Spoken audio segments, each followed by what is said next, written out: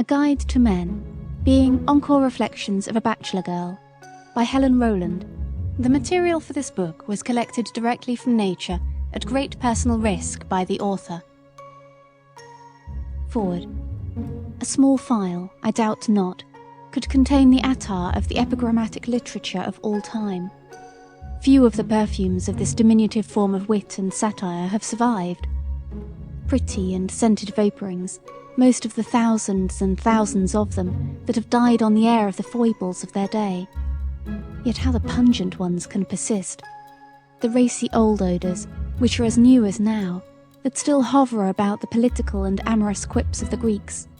The nose-crinkling ones of the French, more vinegar-acrid than perfumed, although a 17th century proverb calls France a monarchy tempered by epigrams.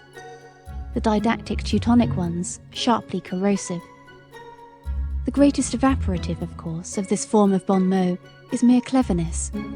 Wit is the attar which endures. The wit of Pope and Catullus, Landor, Voltaire, Rousseau and Wilde. That is what Rapin must have had in mind when he said that a man ought to be content if he succeeded in writing one really good epigram. Helen Rowland stands pleasantly impeached for writing many. She has a whiz to her swiftly cynical arrow that entitles her to a place in the tournament. She is not merely anagrammatical, scorns the couplet for the mere sake of the couplet, and has little time for the smiting word at any price. In the entire history of epigrammatic expression, there are few, if any, whose fame rests solely on the brittle structure of the bon mot. Martial, about whose brilliant brevities can scarcely be said to hover the odour of sanctity, is, I suppose, remembered solely as a wielder of the barbed word. Miss Rowland is balanced skillfully upon that same slender trapeze, doing a very deft bow and arrow act, her archery of a high order. She wields a wicked bow, a kindly bow, a swift, a sure, a ductile bow. Matrimony is her favourite target. So was it Bombo's and Herrick's, and even political Parnell had his shot at it. And her little winged arrows are often bitingly pointed with philosophy, satire, wit, and sometimes just a touch of good old homebrew American hokum. For this wise woman with the high-spirited bow behind her arrow, these little pages speak eloquently. Fanny Hurst. Overture. Would you your sweetheart's secret seek to spell? There are so many little ways to tell. A hair, perhaps, shall prove him false or true, a single hair upon his coat lapel. Prelude. The sweetest part of a kiss is the moment just before taking. Love is misery, sweetened with imagination, salted with tears, spiced with doubt, flavoured with novelty, and swallowed with your eyes shut. Marriage is the miracle that transforms a kiss from a pleasure into a duty, and a lie from a luxury into a necessity. A husband is what is left of a lover after the nerve has been extracted. A man's heart is like a barber shop, in which the cry is always, "Next!" The discovery of rice powder on his coat lapel makes a college boy swagger, a bachelor blush, and a married man tremble. It takes one woman 20 years to make a man of her son, and another woman 20 minutes to make a fool of him. By the time a man has discovered that he is in love with a woman, she is usually so fagged out waiting for the phenomenon that she is ready to topple right over into his arms from sheer exhaustion. A man always asks for just one kiss, because he knows that if he can get that, the rest will come without asking. Somehow, the moment a man has surrendered the key of his heart to a woman, he begins to think about changing the lock. There are only two ages at which a man faces the altar without a shudder.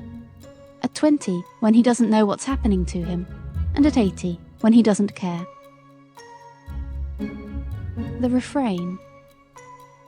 There's so much saint in the worst of them, and so much devil in the best of them, that a woman who's married to one of them has nothing to learn of the rest of them. End of section 1. bachelors. Somehow, just at the psychological moment when a bachelor fancies that he is going to die for love of a woman, another woman always comes along and interrupts him. The modern bachelor is like a blotting pad.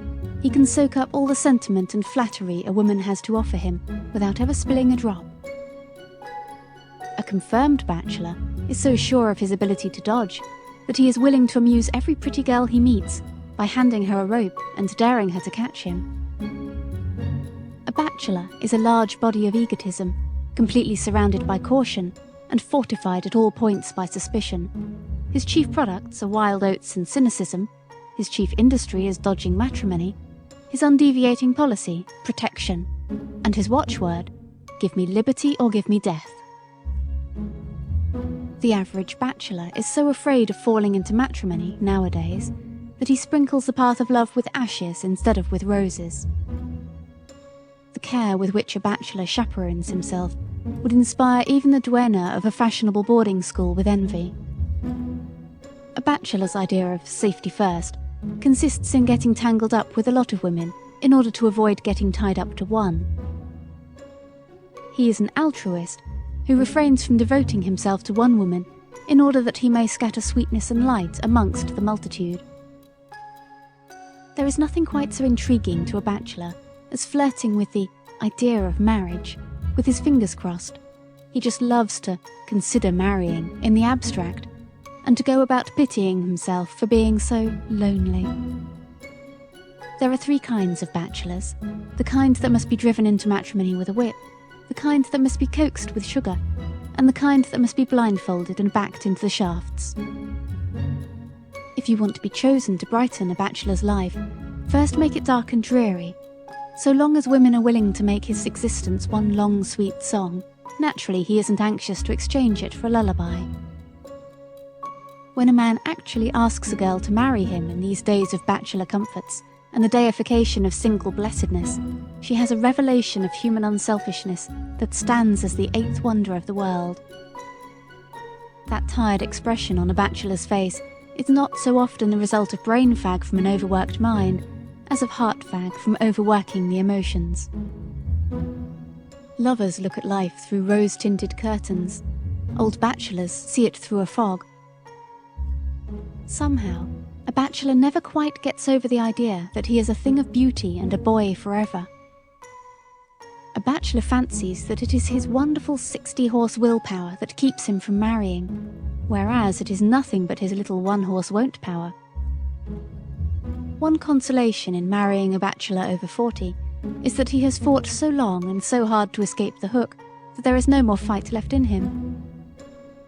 Never give up hope, as long as a bachelor declares definitely, "No woman can get me." Wait until he is so sure of his immunity that he sighs regretfully, "No woman will have me." The vicious circle, in a bachelor's opinion, is the platinum one on a woman's 3rd finger. A bachelor of arts is one who makes love to a lot of women and yet has the art to remain a bachelor. First interlude. In the spring, a young man's fancy lightly turns, and turns, and turns. There are lots of sure cures for love, but the quickest and surest is another love. If there were only 2 women and 1 man in the world, the man would marry the brunette and then spend the rest of his life peeping over her shoulder and trying to flirt with the blonde. A woman always embalms the corpse of a dead love. A man wisely cremates it and plants a new love in the ashes. A fool and her money are soon courted.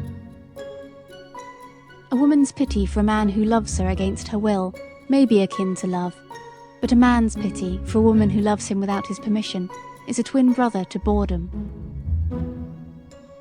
Marriage is the miracle which affords a woman a chance to gratify her vanity, pacify her family, mortify her rivals, and electrify her friends, all at the same time. Marriage is sweet. Love is what incites the caveman to drag a woman around by the hair and makes the civilized man permit a woman to drag him around by the nose. The heart of a woman is a secret sanctuary where she is constantly burning incense and candles before a succession of idols of clay. Nowadays, a man's faith in women and heaven seems to disappear with his milk teeth and to reappear again with his false teeth. To most men, repentance is merely the interval between the headache and the next temptation. Most bachelors regard the flower of love as a species of poison ivy. Even Satan could find a woman to call him dearie if he would simply tell her that all he needed was a beautiful woman's uplifting influence. A man may be guilty of stealing a girl's heart, but he always feels hurt and indignant if she refuses to take it back again after he has finished with it. Woman's love, a mirror in which a man beholds himself glorified, magnified, and deified. Always try to be the guiding star of a man's life, but never make the mistake of fancying that you are his whole planetary system. A woman must keep her conscience, her complexion, and her reputation snow white. But a man is satisfied if he can just manage to keep his so that they comply with the pure food laws. Art is inspiring, but you can't run your fingers through its hair. A career is absorbing, but you can't tie ribbons on the curls of your brain children. Work is ennobling, but alas, it hasn't got a shoulder to cry on. When a girl refuses to kiss a man, he is never disconcerted. He is merely astonished that she could be so blind to her own feelings. A summer resort is a place where a girl spends half her time in making herself alluring, and the other half in yearning for something to lure. When a girl marries a man, she is sadly aware that all his old sweethearts are wondering how she did it, and that all her old sweethearts are wondering why. Marriage will never be safe until we stop making it an ideal and begin trying to make it a square deal.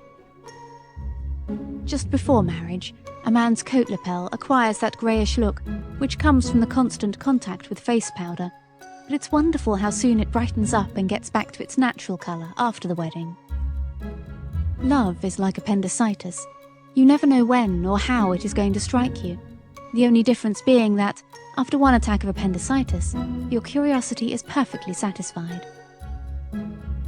No matter how many men have tried to flirt with her, a girl will step cheerfully up to the altar in the firm belief that she has found the one perfect human being in trousers who will never look at another woman. After marriage, a woman's sight becomes so keen that she can see right through her husband without looking at him, and a man's so dull that he can look right through his wife without seeing her. A man recuperates so much more quickly from his remorse than a woman does from her indignation, that by the time she has forgiven him, he is tired of being good and ready to sin again. Before marriage, a man will go home and lie awake all night thinking about something you said. After marriage, he'll go to sleep before you finish saying it. A man can never understand how a woman gets so much joy out of leading him all the way to the threshold of love and then sweetly closing the door in his face. Solitaire, the married woman's game. A man's greatest conquest is self-conquest, his greatest possession, self-possession, and his greatest love? Or will you fill in the rest? Why does a man take it for granted that a girl who flirts with him wants him to kiss her, when 9 times out of 10, she only wants him to want to kiss her? Plunging into a hasty marriage in order to escape from a foolish entanglement is like rushing under a trolley car in order to escape from a taxicab. Nowadays, a girl's favourite way of committing suicide for love of a man is to marry him and worry herself to death over him. A good wife is always her husband's guide, philosopher and friend, also his guardian, digestion, conscience, timetable and valet. A man never knows how to say goodbye, a woman never knows when to say it. A woman's greatest right is the right husband. A woman might forgive a man for all his sins. It's that stained glass attitude with which he decides to give them up when he is tired of them that exasperates her so. A man doesn't want a wife who places him on a pedestal or keeps him on a footstool, but one who will take him as a mere man and let him go on being mere. End of section 2. True love, how to know it. True love is nothing but friendship, highly intensified, flavoured with sentiment, spiced with passion, and sprinkled with the stardust of romance. True love can be no deeper than your capacity for friendship, no higher than your ideals, and no broader than the scope of your vision. True love in the caveman is expressed by a desire to beat a woman and to pull her around by the hair. True love in the Broadwayite is expressed by an insatiable craving to buy things for a woman. True love in a husband is expressed by his willingness to give his wife anything, from the tenderest piece of steak to a divorce if it will make her happy. True love in any man is the essence of unselfishness, and the most selfish thing in the world. It is the selfishness that transcends selfishness, the vanity that puts egotism in the shade. True love in a bachelor is exemplified by his willingness to marry a woman against all his instincts, his sense of self-preservation, and his better judgment. True love in a born flirt is evidenced by his inability to think of any other woman while he is kissing a particular one. True love in an author is demonstrated by his self-restraint in refusing to make copy out of a love affair. True love in a college boy is expressed by his ability to think of somebody besides himself for a whole hour at a time.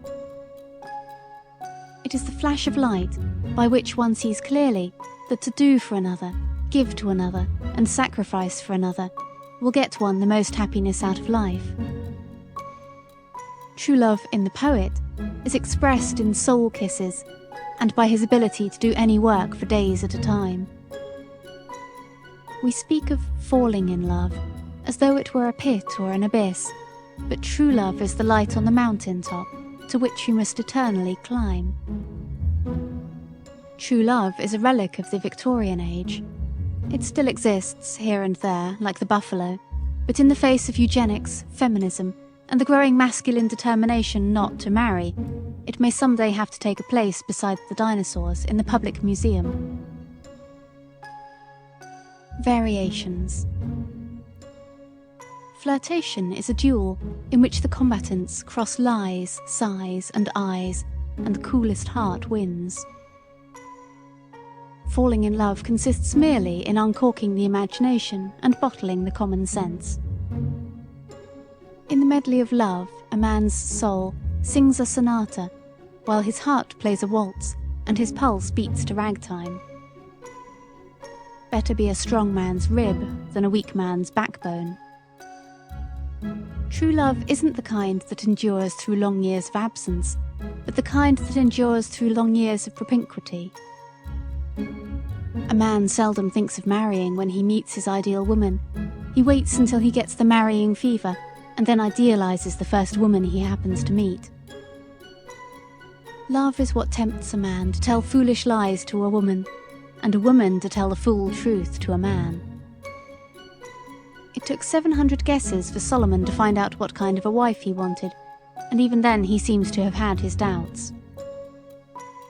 The only thing more astonishing than the length of time a man's love will subsist on nothing is the celerity with which it is surfeited the moment it has any encouragement to feed on. Even when a man knows that he wants to marry a woman, she has to prove it to him with a diagram before he is really convinced of it. A man is so apt to mistake his love of experiment for love of a woman that half the time he doesn't know which is which. Why is it that a man never thinks he has tasted the cup of joy unless he has splashed it all over himself as though it were his morning bath? A man is so versatile that he can read his newspaper with one set of brain cells while he carries on a conversation with his wife with another set. A girl hides her emotions under a veil of modesty, a spinster under a cloak of cynicism, a wife under a mantle of tact, and a widow under a cloud of mystery, and then women wonder why they are misunderstood. Proposing is a sort of acrobatic feat, in which a man must hang on to his nerve with one hand and to the girl with the other, If he lets go of either, he is lost. In love, as in poker, men play just to play, and then proceed to throw away what has been easily won without any thought of its value. Thus gamblers so often die in poverty, and Lotharios in loneliness. Nowadays, a truly chivalrous girl will lie like a lady in order to protect a trusting man's vanity. The woman who fascinates a man is not the one who looks up to him as the sun of her existence, but the one who merely looks down on him as one of the footlights. Don't doubt a man when he says, "I never loved like this before." Each time a man falls in love with so much more ease and facility that he doesn't recognize it as the same old emotion at all. The first time a man lies to his wife, he is surprised to discover how easy it is to do it. After that, he is surprised to find out how hard it is not to do it. A man always speaks of having given his heart to a woman as though he had done something generous and noble, whereas 9 times out of 10, she probably had to wrench it from him. About the only things in connection with his wife for which a man shows any respect after a few years of marriage are her reputation and her toothbrush. End of section 3. Blondes. Next to a mouse or a rich widow, there is nothing on earth that a normal girl dreads so much as a blonde. No matter how many brunettes a man may have married from time to time, you can always be perfectly sure that there has been a blonde in his life. A woman with dark hair and eyes may make men admire her, but in order to make one of them propose, she must blondine her temperament down to the roots. The dusky Cleopatra may have succeeded in making fools of a few men, but it took a dizzy little blonde like Helen of Troy to make a lot of men make fools of themselves. In order to be popular with men in these days, a brunette must either be brilliant, interesting, rich, or beautiful, but a blonde doesn't have to be anything but a blonde. You may fight a brunette, dearie, as woman to woman, but when you fight a blonde, you fight a cherished masculine tradition. Why is it that in all the novels and motion picture plays, the vampires and adventuresses have dark hair and black eyes, while the innocent, persecuted angels are all blondes, whereas in real life it is always the other way round? Generally speaking, there are 2 kinds of blondes: blondes by birth and blondes by preference. These are subdivided into golden blondes, diamond blondes, strawberry blondes, and undecided blondes, that is, those who have not yet decided on their favourite shade. Sometimes illness turns a woman's hair grey, and sometimes it merely turns it dark at the roots. A little peroxide is a treacherous thing. All this talk about the yellow peril is nonsense. There is no more danger in permitting your husband to employ a pretty blonde stenographer than there is in throwing a lighted match into the wastebasket. When love flies out of the window, the tame cat and the sympathetic blonde tiptoe in by opposite doors. Cymbals and kettle drums. This is the great masculine question, whether it is better to marry and live in the constant fear of one woman's frown, or to stay single and live in deadly fear of every woman's smile. Conscience doth make cowards of us all, but not until we've emptied the bottle, tired of the flirtation, and gotten our money's worth out of the game. Marriage, a souvenir of love. Wanted, a wife who can broil a steak with one hand, powder her nose with the other, rock the cradle with her foot, and accompany herself on the harp. Signed, Everyman. When the girls admire him, a young man takes it as a matter of course, but when a widow selects him for her attention, he thrills with the knowledge that he is being stamped with the approval of a connoisseur. Before marriage, a man declares that he would lay down his life to serve you. After marriage, he won't even lay down his newspaper to talk to you. If Achilles' only vulnerable spot was in his heel, then his vanity must have gone to his feet instead of to his head. You can't expect a woman to accomplish much in this life, since she is busy every minute of it either trying to get some man, trying to get along with one, or trying to get rid of one. A man's wife is something like his teeth. He never thinks of her unless she happens to bother him. Life is a tale that is told. The monk tells his beads, the seer tells fortunes, the lover tells lies, and a woman tells everything. To collect books is a sign of culture, to collect jewels a sign of wealth, but to collect husbands is a sign of paresis. A modern bachelor makes love with his hand on his pulse and his eye on the clock. Oh yes, there is a vast difference between the savage and the civilized man, but it is never apparent to their wives until after breakfast. A sympathetic woman is like a rose which a man wears over his heart. A stupid woman is like a cabbage which he keeps in his kitchen, but a merely clever woman is like a dahlia. He knows he ought to admire her, but he had just as lief do so from a distance. While a woman is weeping over the ghost of a dead love in the graveyard of memory, a man is usually off pursuing a lot of little new loves in the garden of forgetfulness. Life is like a poem or a story. The most important thing about it is not that it should be long, but that it should be beautiful and interesting. The older a woman gets, the more trusting she becomes. At 20, a man can feed her only diluted flattery, but at 40 she can swallow it straight without a quiver. No girl who is going to marry need bother to win a college degree. She just naturally becomes a Master of Arts and a Doctor of Philosophy after catering to an ordinary man for a few years. The average man takes all the natural taste out of his food by covering it with ready-made sauces, and all the personality out of a woman by covering her with his ready-made ideals. Heaven is not a mythical place. It can be found right down in the heart of the man who has found the work he loves and the woman he loves.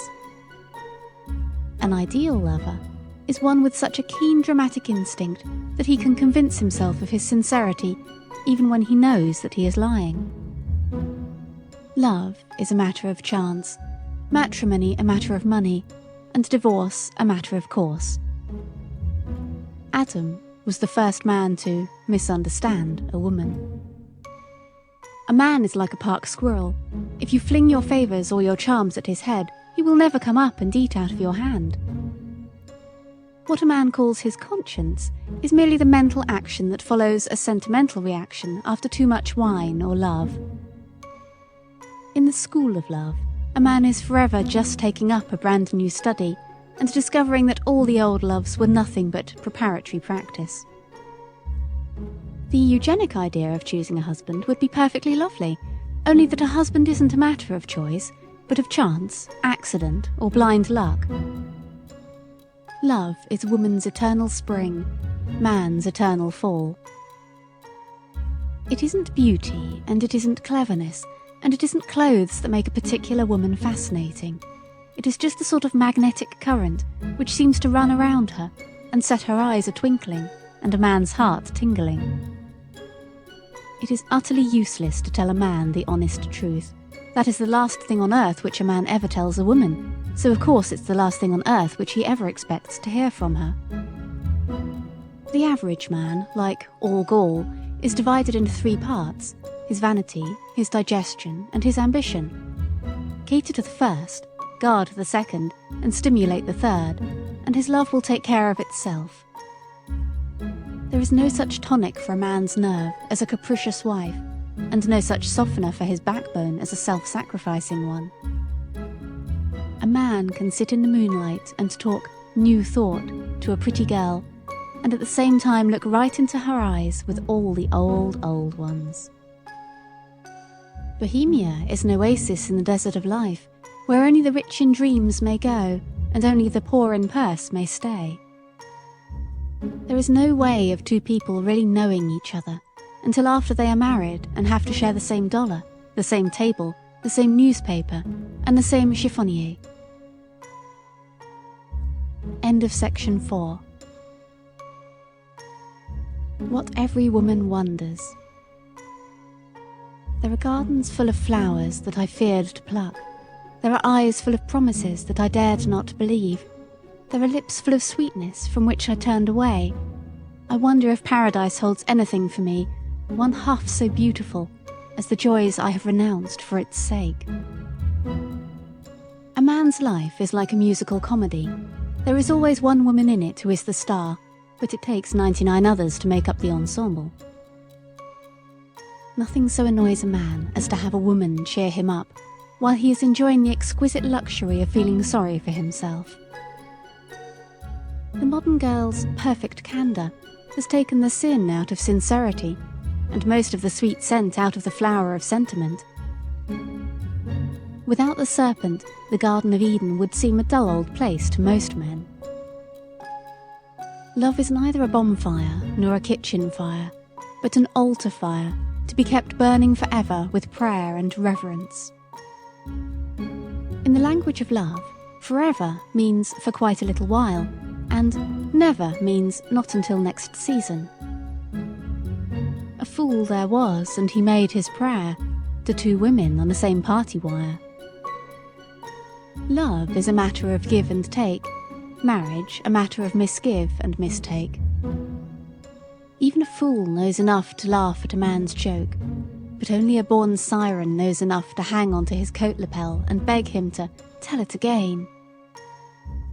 Some men are born for matrimony, some achieve matrimony, but most of them are merely poor dodgers. There are many times when a woman would gladly drop her husband if she did not feel morally certain that some other woman would come right along and pick him up. Alas, in choosing a husband, it seems that you've always got to decide between something tame and uninteresting, like a goldfish, and something wild and fascinating, like a mountain goat. Perhaps the first time a young man actually realizes that he is married is when he catches himself looking at other women with that strange, new, wistful sort of interest. It is at once the mission and the punishment of the flirt to go through life tapping the hearts of men that they may overflow for other women. The sweetest things in a woman's life are her yesterdays. The sweetest things in a man's life are his tomorrows. The man who is fondly looking for a perfect angel almost invariably ends by marrying some little devil who knows how to persuade him that her horns are merely the signs of a budding halo. Woman is to most men what heart failure is to the doctors, something that it is always convenient to blame any old thing on. The mind has 1,000 eyes, the heart but one, and that usually goes fast asleep after marriage. Philosophy is the only kind of sweetening with which to make life palatable. Estimated from a wife's experience, the average man spends fully 1/4 of his life in looking for his shoes. An idealist is a man who is content to worship a woman from afar and to let some gross, unselfish materialist marry her and support her. Changing husbands is about as satisfactory as changing a bundle from one hand to the other. It gives you only temporary relief. France may claim the happiest marriages in the world, but the happiest divorces in the world are made in America. No doubt, even Solomon told each of his 700 wives that he had merely thought he loved the others, but that she was the only girl he ever really cared for in just that way. Love is what makes a man appear blissfully happy when a woman is mussing up the precious wisp of hair across his bald spot. Love is what makes a woman laugh delightedly when a man is telling her for the second time a story which she knew by heart before he told it to her the first time. All this sex antagonism must have started when Adam brought in the first rabbit and ordered Eve to make it into chicken a la king. When a man takes a notion to marry, he doesn't start following it up. He merely stops running away. A woman is young until the light dies out of her last lover's eyes. Whenever a pretty woman runs her fingers through his hair, a cautious bachelor can't help thinking of what happened to Samson. Success in flirtation, as in gambling, consists in getting out of the game at the psychological moment before your luck begins to turn. Being a husband's economic equal may be awfully noble and advanced, but it usually means being all of his ribs and most of his vertebrae. Men have been classified as what women marry. They have 2 feet, 2 hands, and sometimes 2 wives, but never more than 1 collar button or 1 idea at a time. When a man says, "Nobody understands me," don't fancy he is suffering. He is merely trying to let you know, in a modest way, that he is a profound, fascinating mystery. A man snatches the first kiss, pleads for the second, demands the third, takes the fourth, accepts the fifth, and endures all the rest of them. After 2 years, an engagement doesn't need to be broken. It just naturally sags in the middle and comes apart. Eve had as much choice in the matter of a husband as any other woman. She merely accepted what fate sent her and pretended to have got her ideal.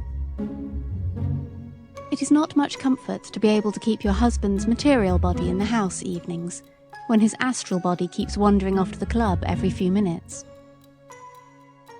In love, sweet are the uses of diversity. A woman's love bursts into flower, but judging from the time it takes him to discover it, a man's love must be developed by the wearisome process of geological formation. If a man and a diamond are big and brilliant enough, one doesn't mind a few flaws in them, but for some reason, heaven knows why, a woman and a pearl are expected to be absolutely perfect. When fate places a laurel wreath on the brow of a genius, she hitches a plough to his shoulders and holds a Tantalus cup to his lips.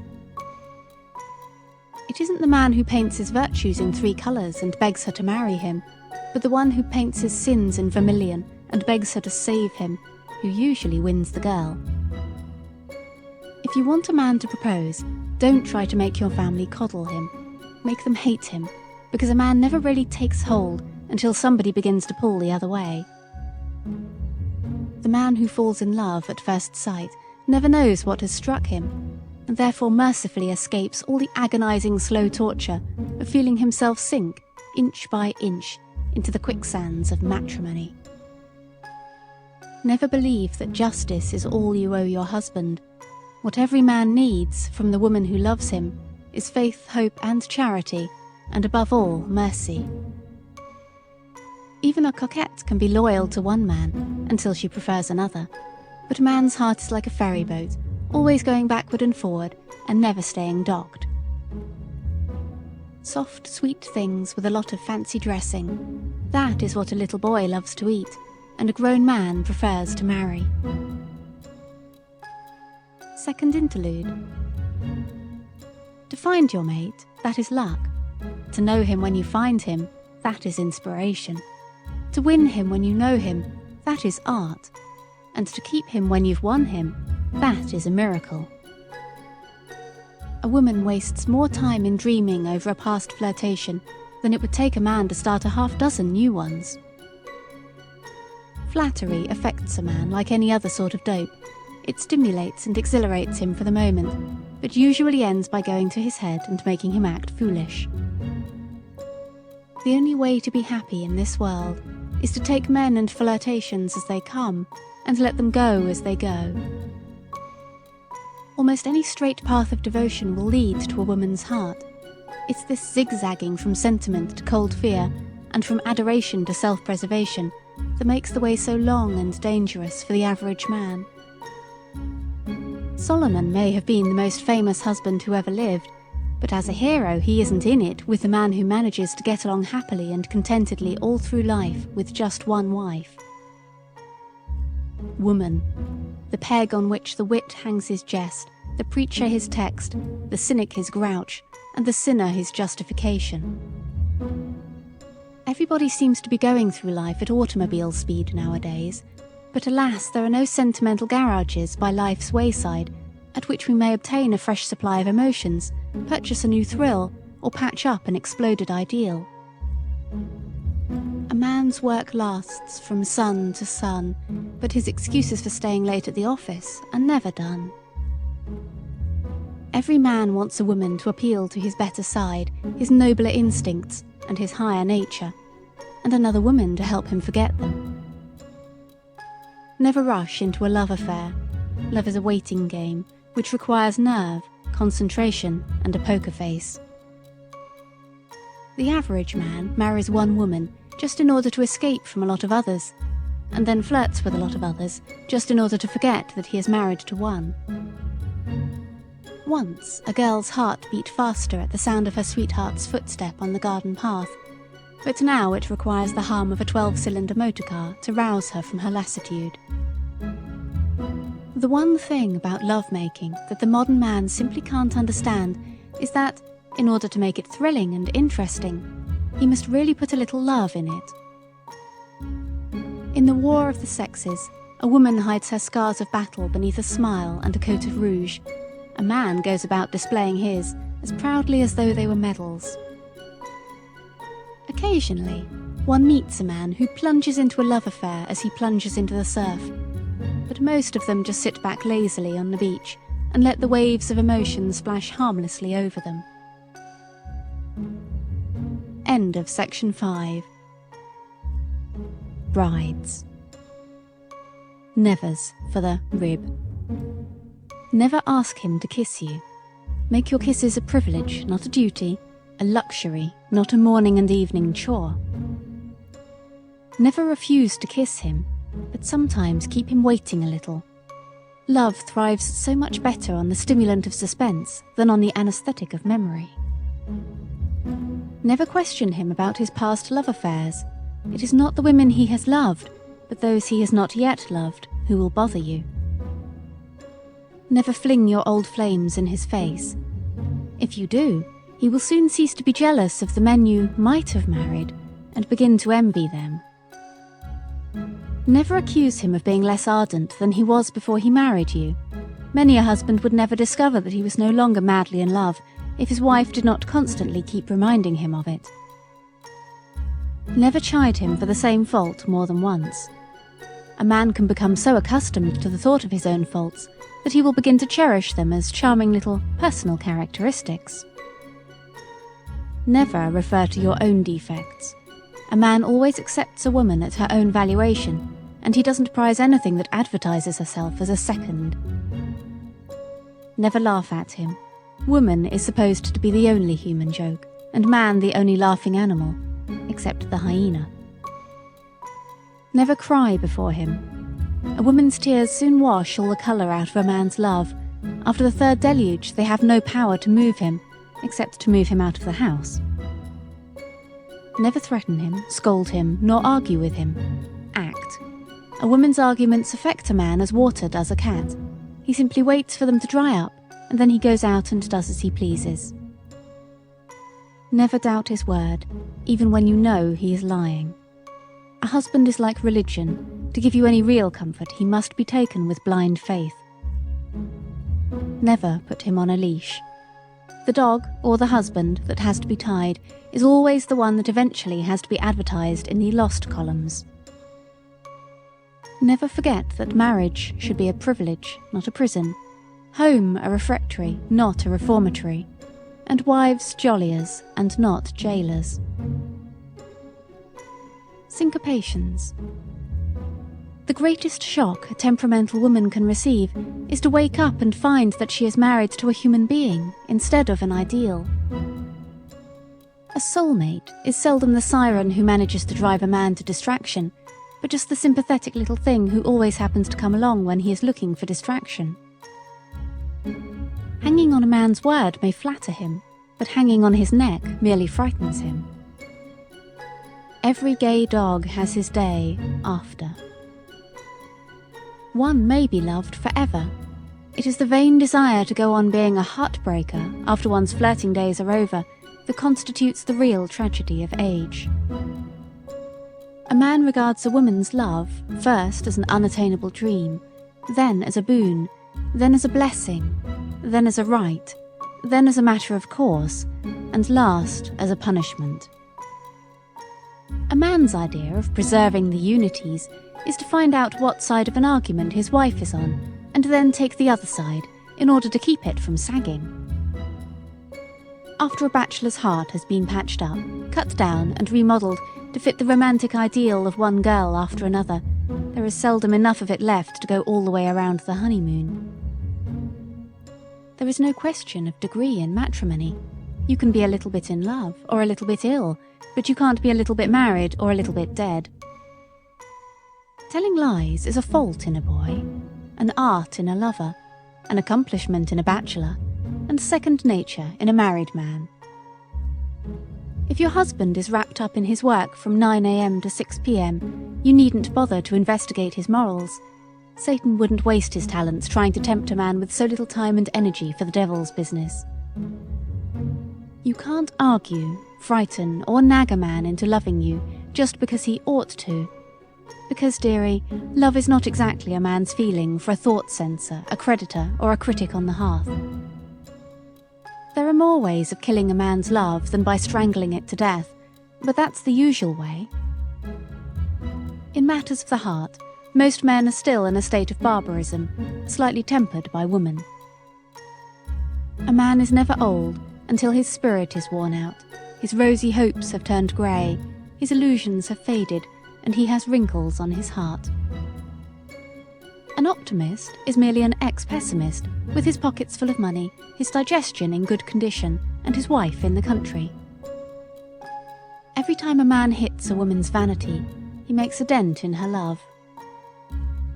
A man's first lie wounds a woman's heart, the second breaks it, the third mends it, and all the rest simply harden it. Dissimulation is the price of peace, but it's awfully hard for a married woman to preserve the peace by deceiving her husband into thinking that he is deceiving her every time he tries. Of course men are not so suspicious as women. A woman in love would be jealous of a store dummy, but how can a man possibly suspect that any girl on whom he may bestow himself could ever think of anybody else? A good woman inspires a man, a brilliant woman interests him, a beautiful woman fascinates him, but the considerate woman gets him. There never was a man too near-sighted to see the look of admiration in a pretty woman's eyes. Wife, the woman from whom a man failed to escape, and to whom he complacently refers as the little woman I married. Marriage, the intermission between the wedding and the divorce. Wedding, the point at which a man stops toasting a woman and begins roasting her. Most girls, nowadays, would give a lot for a few solid vows, a few unshrinkable signs of devotion, and a really convincing kiss. It isn't a husband's disinclination to listen to his wife's conversation, but that "I am ready to bear with you" expression with which he does it that grates on her nerves so. The average man has so much heart that he apparently thinks it is a pity to waste it all on one woman. Alas, why is it that when your cup of happiness is full, somebody always jogs your elbow? Never judge a man's love by the ardour of his first kiss, nor by the tenderness of his second, but by the eagerness with which he seeks the third. When it comes to making love, a girl can always listen so much faster than a man can talk. If nothing but their heartstrings became entangled, people would not find the marriage tie so binding. It is a man's purse strings and a woman's apron strings that really form the Gordian knot. In love, a man loses first his head, then his vanity, then his poise, and last of all, his heart. It is much more comfortable to be considered a little devil and get a credit mark every time you do anything right, than to be considered an angel and get a black mark every time you do anything human. Love is a game at which a woman must play against stacked cards and without the slightest inkling of the trump. A woman's last resort is henna, a man's Gehenna. To a woman, marriage is the beginning of life. To a man, it is the end of liberty and the pursuit of happiness. Perfect wife, that which a married man always fancies he might have gotten if he had kept on experimenting a little longer. Why is it that, no matter how much a man thinks of one girl, he can't help thinking of a lot of others at the same time? Don't waste time trying to break a man's heart. Be satisfied if you can just manage to chip it in a brand new place. End of section 6. Divorces. It is quite correct to send your former husband a gift on the anniversary of your divorce, in remembrance of the many happy days which you have spent apart. Love, the quest. Marriage, the conquest. Divorce, the inquest. Most marriages nowadays seem built for speed rather than for endurance. A divorcee is one who has graduated from the correspondence school of experience. Marriage, according to the merry widow Reno, is a perfectly lovely experience to have had. Grass widow, the angel whom a man loved, the human being he married, and the devil he divorced. Most actresses are married, now and then. Most literary women, on and off. Most society women, from time to time. In olden days the lover cried, in burning words and brave, "O darling, be my queen, my bride, and let me be your slave." But nowadays he murmurs, over cigarette and tea, "Say, when you get your next divorce, will you, marry me?" When a woman obtains her second divorce, one hardly knows whether to class her as a good loser, a bad chooser, or just a poor sport. Why is it that when a man hears that a woman has had a past, he is always so anxious to brighten up her present? Many a woman's sole reason for getting a divorce is because she is tired of holding onto heaven with one hand and onto a man with the other. When two people decide to get a divorce, it isn't a sign that they don't understand one another, but a sign that they have, at last, begun to. That just after the divorce feeling is not the exhilarating thing many people imagine it. It is more like the mingled sensation of pain and relief that comes the moment after you have removed a tight slipper and before the ache has subsided. Divorce is the great divide, over which most men expect to pass into the happy hunting grounds. Reno, the land of the free and the grave of the home. Third interlude. In the abstract, a man admires nobility and intelligence in a woman, but in the concrete he always prefers a bird of paradise to a wren, a decoration to an inspiration, and incense to common sense. Intuition is what a man calls a girl's ability to see through him before marriage. Suspicion is what he calls it after marriage. Satan himself could no doubt make any woman love him if he took the trouble to convince her that it was her beauty that drove him to Hades. Of course, polygamy is dreadful, but at least an Oriental wife can come within 4 or 5 guesses of knowing where her husband spends his evenings. Take care of a woman's vanity, and her love will take care of itself. Ever since Eve started it all by offering Adam the apple, woman's punishment has been to have to supply a man with food and then suffer the consequences when it disagrees with him. The wings of love are not clipped by marriage, they merely molt for lack of exercise. All love is 99.44% pure. Pure imagination, pure vanity, pure curiosity, pure folly, or whatever else it happens to be. Don't waste your tears on the girls a heartbreaker should have married and didn't. Save them for the girl he will marry and shouldn't. It requires a little moisture to make a postage stamp stick, and a little cold water of indifference to make a sweetheart stick. There are only 2 kinds of perfectly faultless men, the dead and the deadly. In order to see a man in his most interesting colours, a woman always has to scrape off a lot of unnecessary whitewashing. Marriage is a discord that turns love's old sweet song from a eulogy into an elegy. The height of the average girl's ambition is just about 6 feet. You can always cure a man of lovesickness with mental suggestion, merely by suggesting to him that the girl is trying to marry him.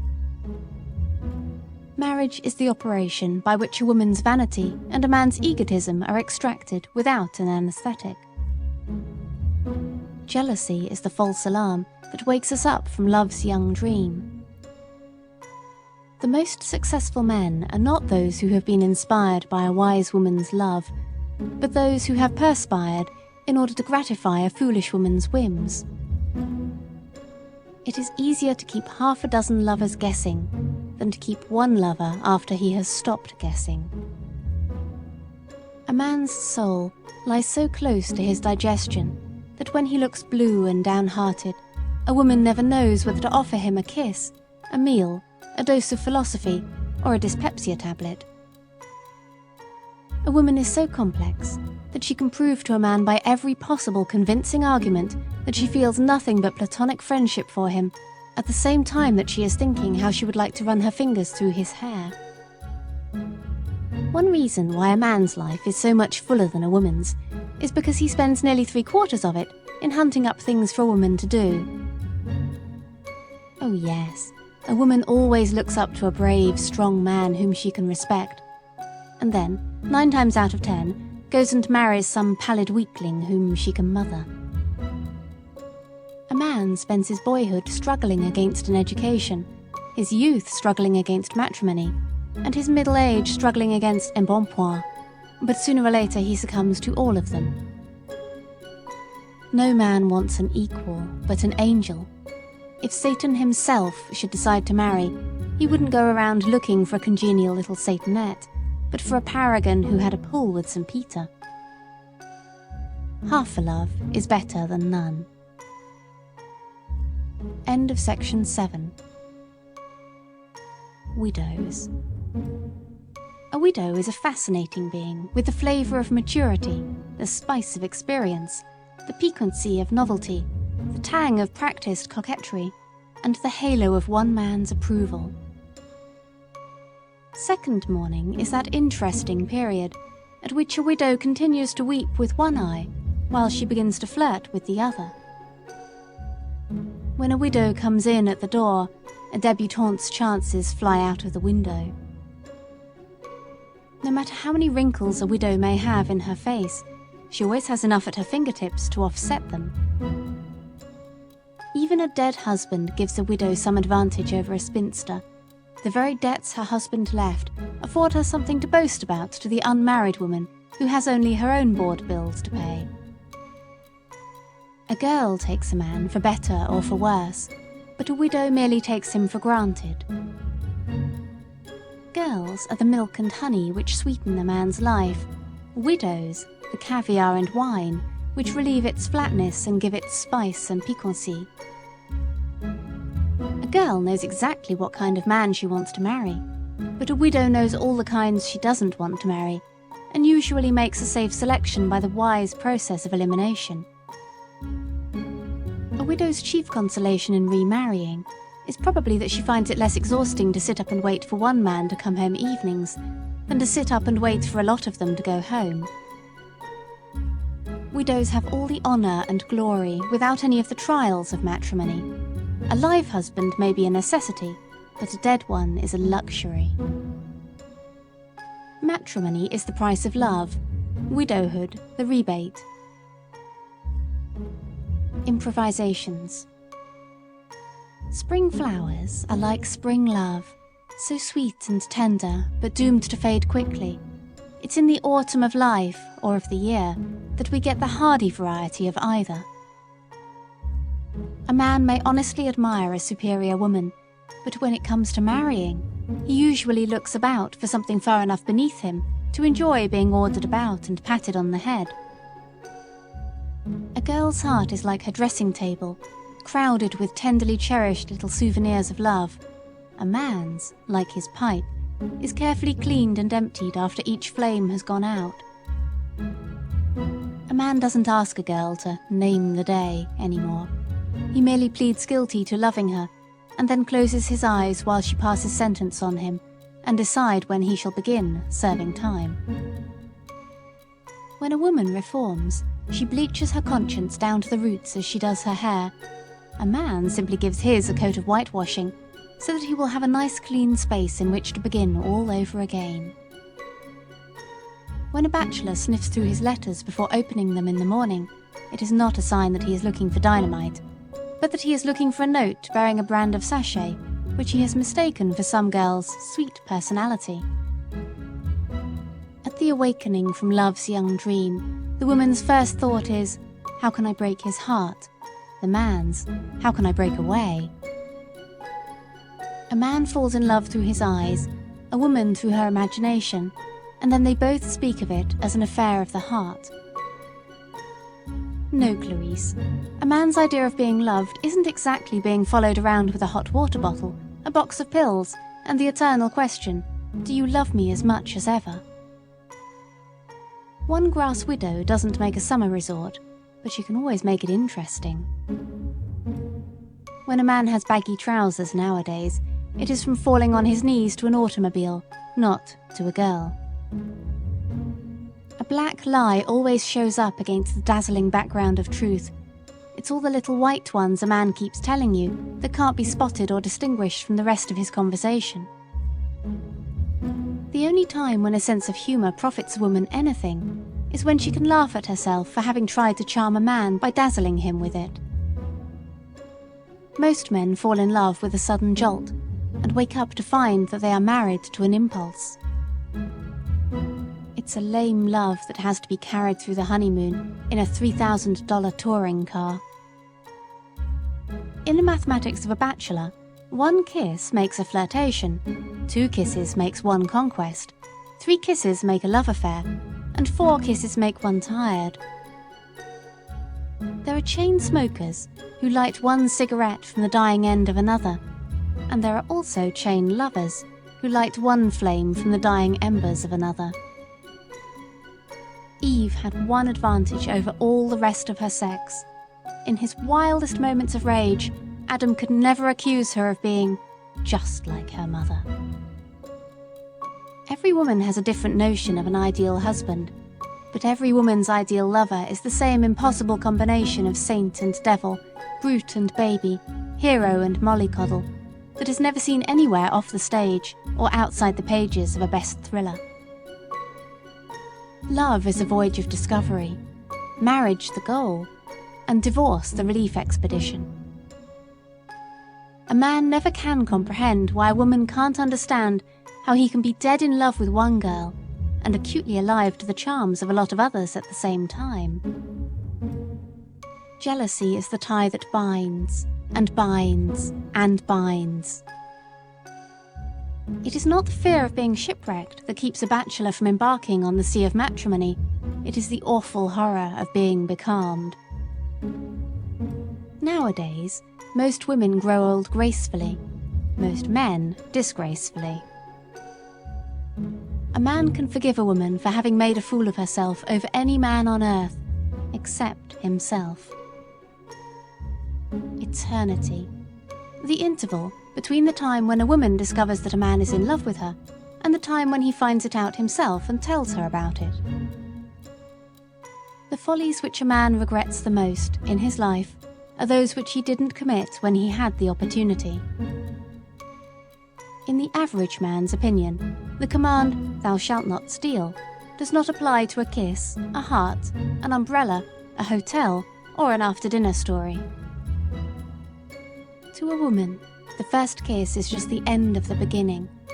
To a man, it is the beginning of the end. The qualities a man seeks in a bride no more resemble those he will want in a wife than a cabaret rag ditty resembles a lullaby, but 2 years ahead is farther than any man can see when he is looking into a pretty girl's eyes. End of section 8. Widowers. You make room, you may polish him up as you will, but the mark of the married man clings to him still. The tenderest, most impressionable thing on earth is the heart of a yearling widower. Of course, it is easier to marry a widower than a bachelor. A man who has been through the Armageddon of one marriage has no spirit of battle left in him. When a widow begins curling her hair again, or a widower begins worrying about his thinness on top, Cupid chuckles and gets out his arrows, and Satan smiles behind his hand. In the matrimonial market, a seasoned bachelor is just a shop-worn remnant. A divorcee is a cast-off, second-hand article, but a widower is a treasured heirloom inherited only through death. After his wedding day, A man usually tucks all the flattering adjectives and tender nothings in his vocabulary away in a pigeonhole and marks them not to be opened until widowerhood. Perhaps there may not be so much excitement in marrying a widower, but there is a lot more comfort in getting something that another woman has broken into double harness than in lashing yourself to a bucking bronco fresh from the wild. No matter how unhappy a man may have been with his first wife, nothing on earth will make him flatter her successor by acknowledging that she was not a combination of Circe, St. Cecilia, and the Venus de Milo. The girl who marries a widower may be a sort of second edition, but the girl who marries a seasoned bachelor is apt to be a 42nd edition. When a widower vows he will never marry again, listen for the wedding bells. The never-agains are the easiest fruit in the garden of love. It's the never-at-alls who are harder than a newsboy's conscience, colder than yesterday's kiss, and less impressionable than a boarding-house steak. If a woman could foresee how irresistible her husband would look with a bereaved expression on his face and a black band on his coat sleeve, it would give her the strength to live forever. Some widowers are bereaved, others relieved. A man may forget all about how to make love during 10 years of matrimony, but it's wonderful how quickly he can brush up on the fine points again after he becomes a widower. Fourth interlude. A man always looks at a woman through either the right or the wrong end of a telescope, and thus always sees her as a divinity or a devil, never as a human being. Business girl's motto: better marry and be a poor man's slave than stay single and be a rich man's stenographer. When a clever girl lets fly the arrows of wit, she should be careful to see that a man's vanity is not the bullseye. It is difficult for a man to reconcile a girl's absorbing interest in picture hats, pearl powder, and Paquin models with real brains, but somehow his own enthusiasm for baseball and golf never seems to him incompatible with superior intelligence. Don't fancy your husband has ceased to love you merely because he no longer seems to notice your presence around the house.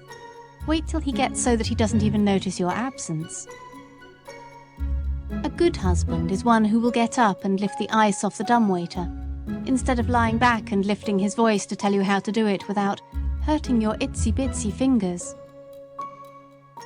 The shallower a man's love, the more it bubbles over into eloquence. When his emotions go deep, words stick in his throat and have to be hauled out of him with a derrick. To be happy with a man, you must understand him a lot and love him a little. To be happy with a woman, you must love her a lot and try not to understand her at all. A man with savoir-faire may scintillate in a crowd, but it takes a bashful man to shine in a dim, cosy corner. Every bride fancies that she married the original caveman, until she tries to persuade him to go out and argue with the furniture movers. What a man calls his conscience in a love affair is merely a pain in his vanity, the moral ache that accompanies a headache, or the mental action that follows a sentimental reaction. It never pays to compromise.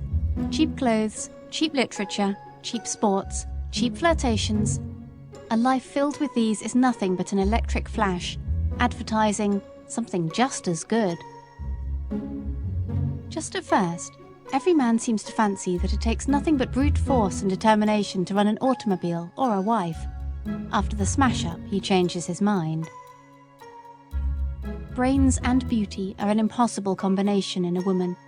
Not necessarily impossible to find, but impossible to live with. When a woman looks at a man in evening dress, she sometimes can't help wondering why he wants to blazon his ancestry to the world by wearing a coat with a long tail to it.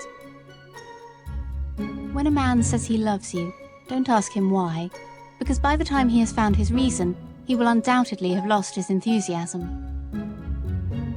Sure, it is no more reasonable to expect a man to love you tomorrow because he loves you today than it is to assume that the sun will be shining tomorrow because the weather is pleasant today.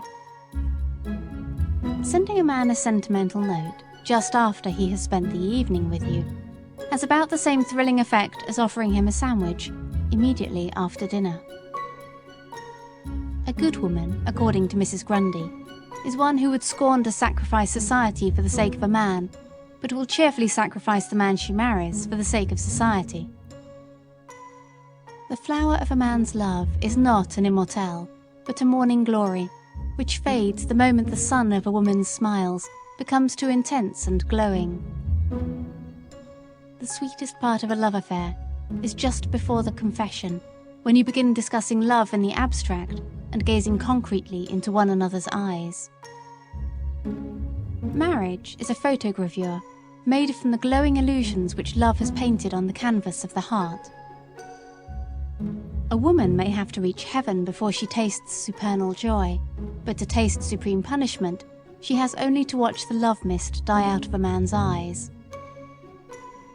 Nothing frightens a man like a woman's stony silence. Somehow, in spite of his lack of intuition, he has a subconscious premonition that her love is dead when she is too weary and disinterested to answer back. The satisfaction in flattering a man consists in the fact that, whether you lay it on thick or thin, rough or smooth, a little of it is always bound to stick. Love is a furnace in which the man builds the fire, and forever afterward expects the woman to keep it glowing by supplying all the fuel. The gods must love summer flirtations, they die so young. A man may have heart enough to love more than one woman at a time, but unless he is a fatalist, he should have brains enough not to try it. When love dies, a wise married couple give its ashes a respectful burial and hang a good photograph of it on the wall for the benefit of the public. End of section 9. Second marriages. Hints on how to conduct encore performances of the ceremony. Every time a man falls in love, he fancies that he has just discovered a brand new sensation, but alas, it always turns out, like the hotel soup, to be just the same old stock with a different flavouring. A bride at her second wedding does not wear a veil. She wants to see what she is getting. Always send your former husband a notice of your marriage. True politeness consists in giving pleasure to others. If you meet your ex-husband's fiancée, treat her with sympathetic courtesy. Remember that she is more to be pitied than scorned. If the bridegroom does not show up, marry the best man. After a few weeks, you will not be able to notice the difference between them. Either will make you the same old excuses, tell you the same stories, and give you the same stock kisses in the morning. When your second husband begins to speak wistfully of your first husband, do not chide him. Remember that misery loves company, and perhaps it is a comfort to him to think that someone else has been as foolish as he has. Never consider your wedding a settled thing until you have gotten the man to the altar. The primary rule for marrying is, first, catch your husband. Besides, there's many a slip twixt the licence and the certificate, and you may let him slip. In selecting husbands, always consider that it is quality, not quantity, that counts.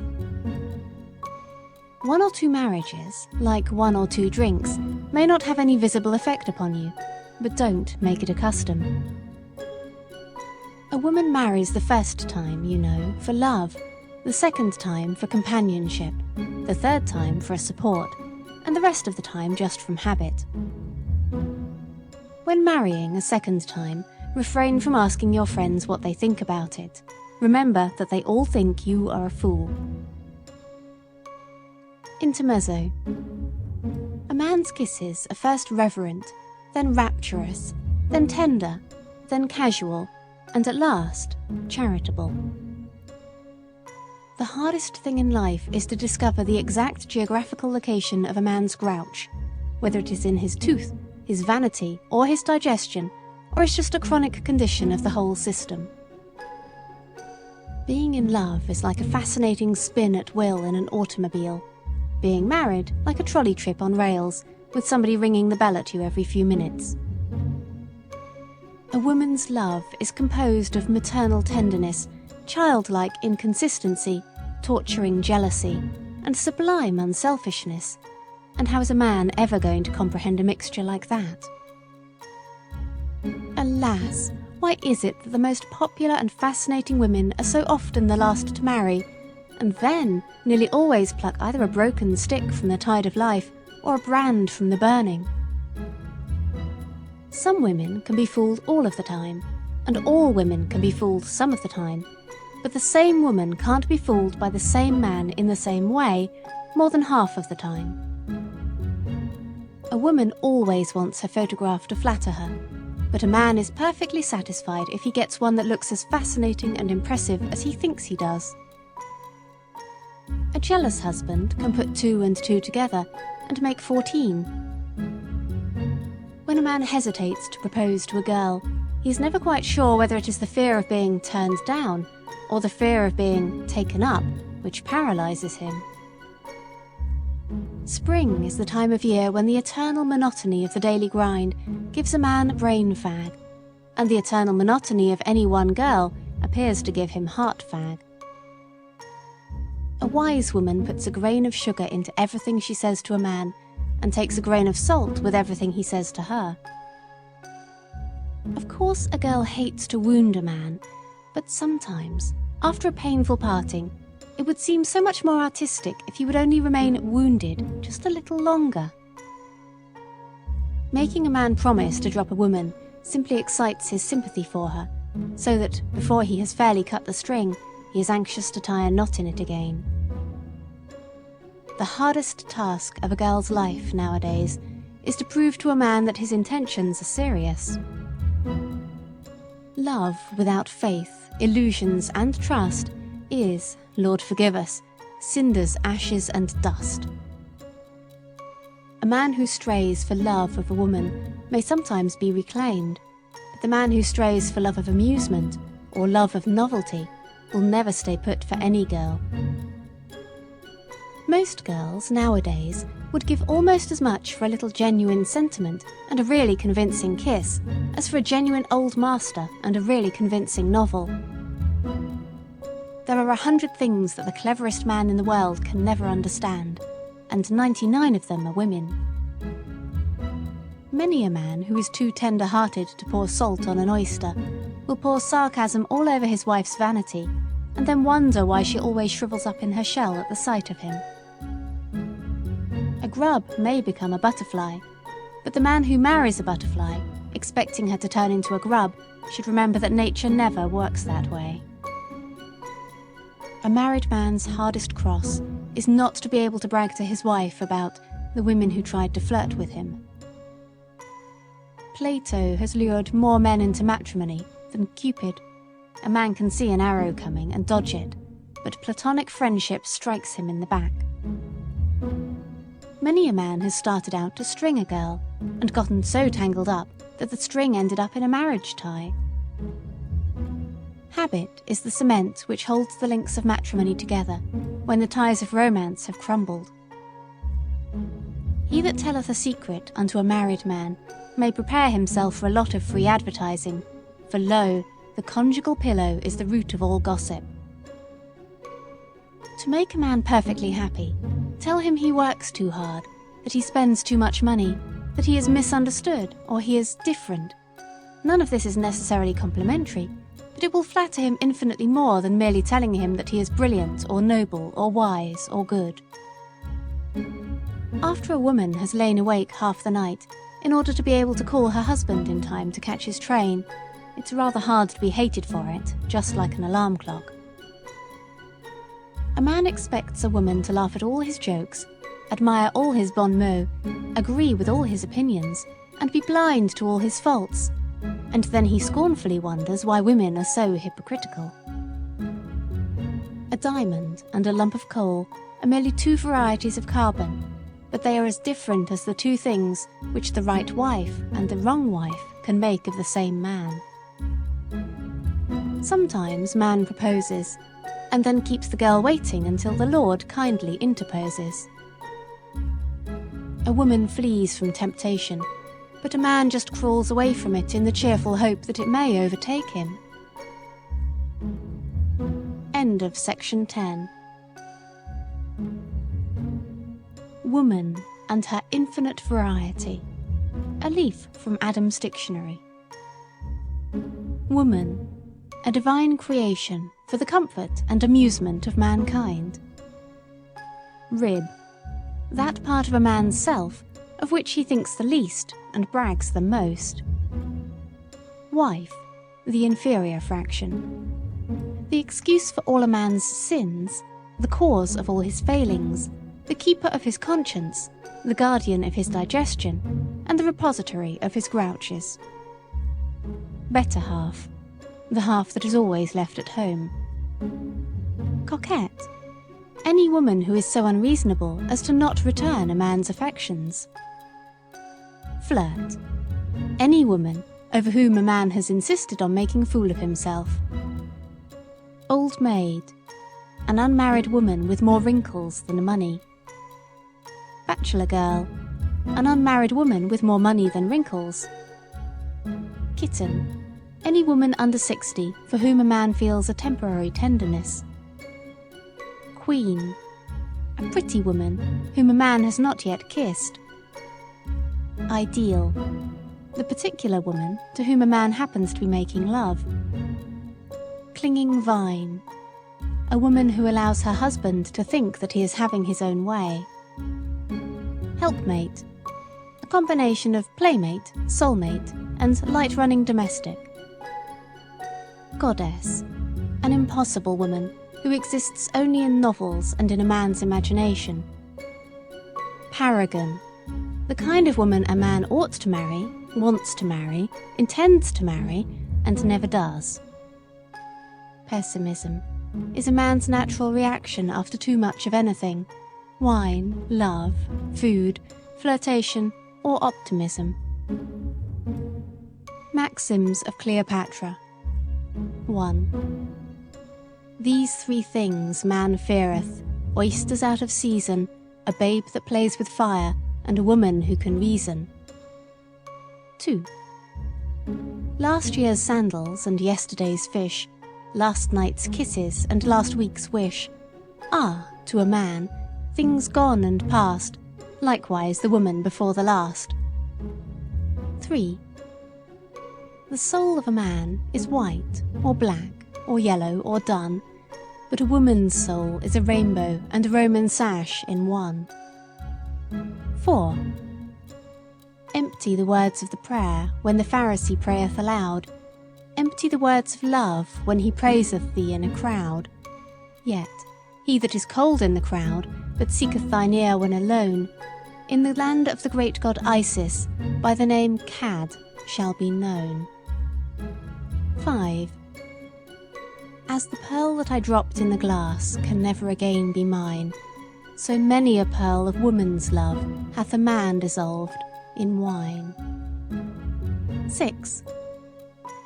Geese walk not alone, sheep will follow sheep. So this little maxim I would have ye keep: would ye conquer all men, make a fool of one, the rest will turn toward thee as lilies to the sun. 7. The young man calleth for wine, the old for crystal water. Seek not to enslave a boy till thou art 30, daughter. 8. When the game is over, vain the loser's sigh. To thy parting lover, wave a gay goodbye. 'Neath the storm cloud bending, see the lily laugh. If love's reign be ending, write his epitaph. Deck his grave with iris, blot away his name. Isis and Osiris, make thy daughter game. 9. Flatter him boldly, daughter, be he old or wise or callow, for there is no meed of flattery that a man will fail to swallow. Yet after a time desist, lest perchance in his vanity he wonder why such a demigod should stoop to a worm like thee. 10. Call the bald man boy, make the sage thy toy, greet the youth with solemn face, praise the fat man for his grace. End of section 11. Finale. Where is the sweet old-fashioned wife who used to get up at 6 o'clock in the morning and cook her husband's breakfast, Gone, gone, alas, with the sweet old-fashioned husband who used to come home at 6 o'clock in the evening and stay there. All the love routes lead to a kiss, but some men make love with the directness of an express train, some as haltingly as a local, and some with the charm, smoothness, and variation of a special. When a man complains of the girls who pursue him, don't forget that the mark of a real girl charmer is his dead silence concerning all women except the one to whom he happens to be talking. A man's idea of displaying resolution appears to be first to find out what a woman wants him to do, and then to proceed resolutely not to do it. Presence of mind in love-making is a sure sign of absence of heart. No man begins to be serious until he begins to be foolish.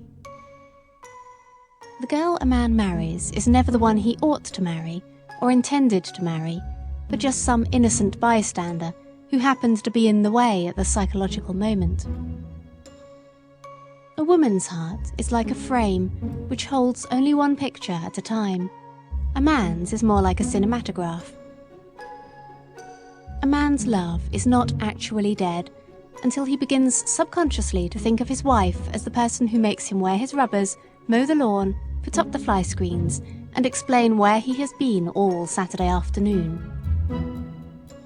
The average man is so busy backing away from the girls he ought to marry that he usually backs right into the arms of the one woman under heaven that he ought not to marry.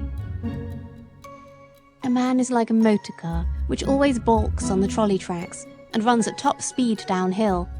A wife is the human brake that prevents him from going to destruction. When a girl refuses a man, his greatest emotion is not disappointment, but astonishment that she should be so blind to her own luck. Nothing bores a man so much as for a woman to give him all her love when he only wanted a little of it. Solomon was the only man who ever had 699 alibis when one of his wives detected the fragrance of another woman's sachet on his coat lapel.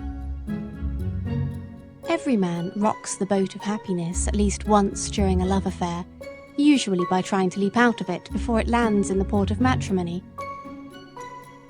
All a man needs in order to win any woman is a little audacity, a little mendacity, and plenty of pertinacity. The only chain that can bind love is an endless chain of compliments. When a woman doesn't marry, it is usually because she has never met the man with whom she could be perfectly happy. But when a man remains single, it is usually because he has never met the woman without whom he could not be perfectly happy. Most men expect a reform between the last dose of medicine and the last breath. Speaking of the modern advance in the arts and crafts, it requires more art to get a husband and more craft to keep one nowadays than it ever did. A frank man may be the noblest work of God, but he is as much of a nuisance in feminine society as a woman on a fishing trip. There is always a chance that a man may escape from the bonds of matrimony, but an old bachelor is wedded by all the bonds of nature to a collection of habits from which nothing but death can divorce him.